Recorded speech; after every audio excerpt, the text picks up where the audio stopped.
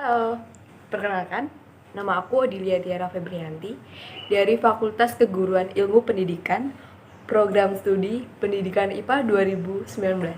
Di sini saya akan memberikan penjelasan mengenai tugas saya, yaitu tentang pengembangan literasi sains melalui e-portfolio berbasis weblog. Langsung aja.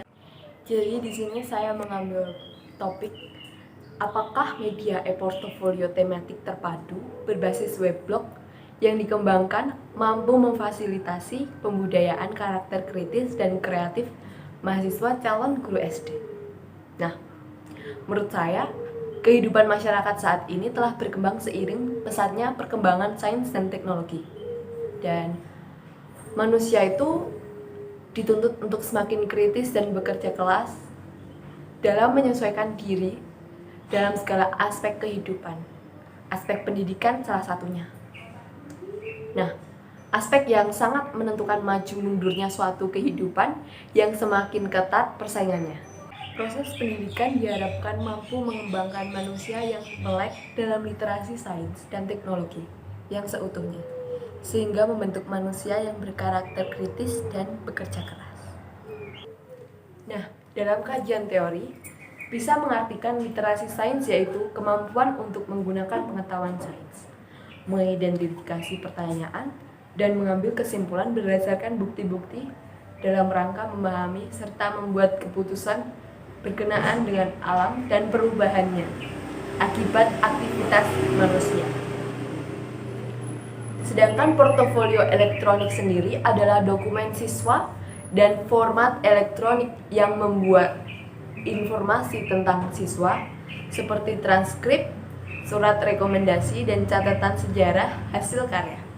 Dan karya terpilih dari siswa seperti contohnya tulisan, proyek multimedia, karya seni yang dibuat dalam berbagai format media termasuk di dalamnya blog dan website.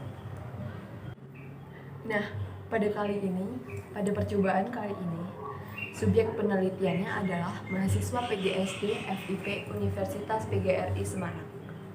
Penelitian ini dirancang sebagai research and development. Nah, langkah-langkah penelitian pengembangan tersebut itu seperti ini. Jadi, mulai dari kita mencari potensi dan masalahnya. Lalu selanjutnya pengumpulan data, selanjutnya desain produk, selanjutnya validasi desain, selanjutnya revisi desain, setelah itu uji coba produk skala kecil, selanjutnya revisi produk, selanjutnya uji lapangan, selanjutnya revisi produk, lalu terakhir seminar hasil. Nah, kali ini saya akan membahas tentang hasil penelitian dan pembahasan. Yang pertama pada bagian validasi e-portfolio berbasis weblog. Angket tanggapan pakar dianalisis dan dipresentase. Nah, persentase data yang diperoleh dapat dihitung dengan hasil bagi skor yang diperoleh dengan skor maksimal tersebut. Persentase yang didapatkan diinterpretasikan ke dalam kriteria-kriteria yang ditetapkan yang dapat dilihat di tabel berikut. Tabel ini merupakan kriteria persentase skor penilaian kelayakan e-portfolio. Validasi asesmen autentik e-portfolio pada penelitian meliputi validasi terhadap desain dan produk. Validasi dilakukan oleh dosen pakar evaluasi dengan hasil seperti berikut.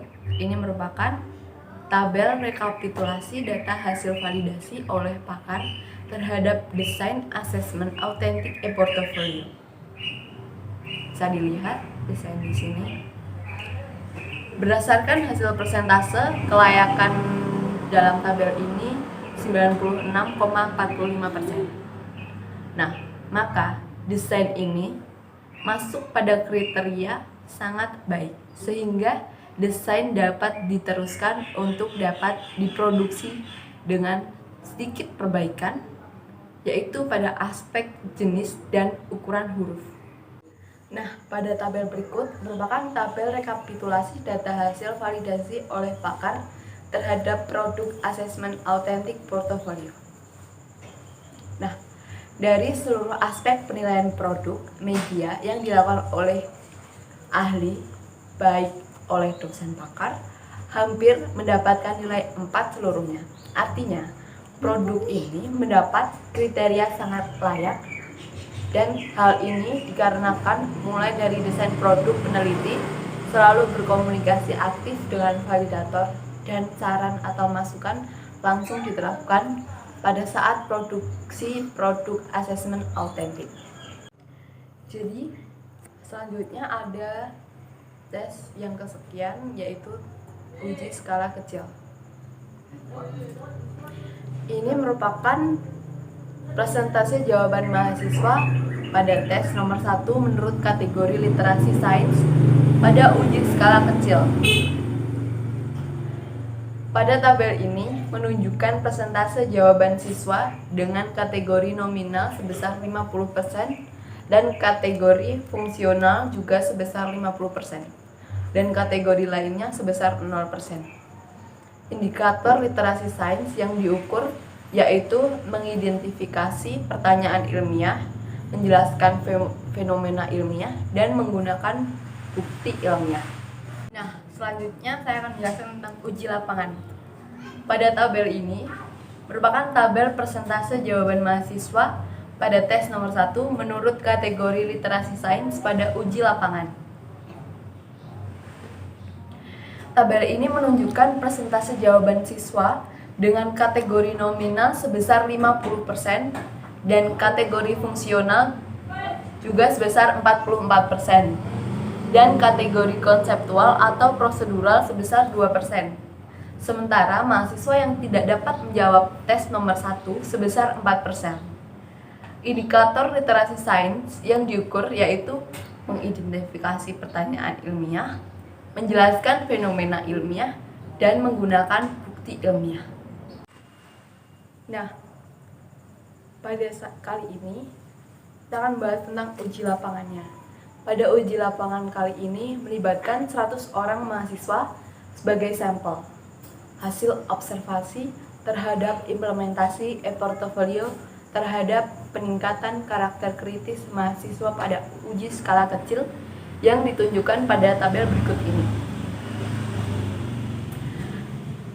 Dari tabel tersebut menunjukkan bahwa rata-rata total skor akhir indikator yaitu 89,38, yaitu telah menunjukkan kriteria membudidayakan di kalangan mahasiswa. Hal ini menunjukkan bahwa penggunaan asesmen autentik e-portfolio dapat membudidayakan karakter kritis mahasiswa. Peningkatan karakter kritis mahasiswa tergolong tinggi, yaitu dengan nilai N-gain 0,83. Nah, berikut ini merupakan tabel tanggapan mahasiswa terkait implementasi e-portfolio berbasis weblog. Berdasarkan tabel di samping, dapat disimpulkan bahwa mahasiswa secara umum, yaitu 97,14%, memberikan tanggapan yang baik terhadap implementasi asesmen autentik e-portfolio berbasis weblog. Hal ini dikarenakan pencapaian asesmen e-portfolio berbasis weblog mengubah peran mahasiswa dalam proses asesmen dan sifat pasif menjadi sifat aktif. Mahasiswa aktif berkolaborasi untuk bekerja sama dan dapat berpartisipasi dalam mengevaluasi kemajuannya. Hal ini sejalan dengan portofolio elektronik yang dikembangkan dapat berfungsi dengan baik sesuai dengan pendapat Dudensi dan Hockey. Nah, review. Pada abad 21 ini, semuanya dapat menjadi lebih praktis dan mudah, termasuk dengan berliterasi sains menjadi lebih mudah dengan adanya terobosan baru dan teknologi canggih berupa weblog untuk mempermudah manusia dan ramah lingkungan karena tidak membutuhkan banyak kertas. Pengembangan e-portfolio berbasis weblog yang diterapkan dan diteliti ini mendapatkan penilaian layak dan menunjukkan bahwa media e-portofolio berbasis weblog yang dikembangkan mampu memfasilitasi pembudayaan karakter kritis dan kreatif mahasiswa calon guru SD. Jadi kesimpulan, produk media e-portofolio berbasis weblog yang dikembangkan mendapat penilaian layak dari ahli. Hasil penerapan media e-portofolio terpadu berbasis weblog ini menunjukkan bahwa media e-portofolio tematik terpadu berbasis weblog yang dikembangkan mampu memfasilitasi pembudayaan karakter kritis dan kreatif mahasiswa calon guru SD. Sekian presentasi saya pada kali ini, kurang lebihnya mohon maaf. Bye-bye.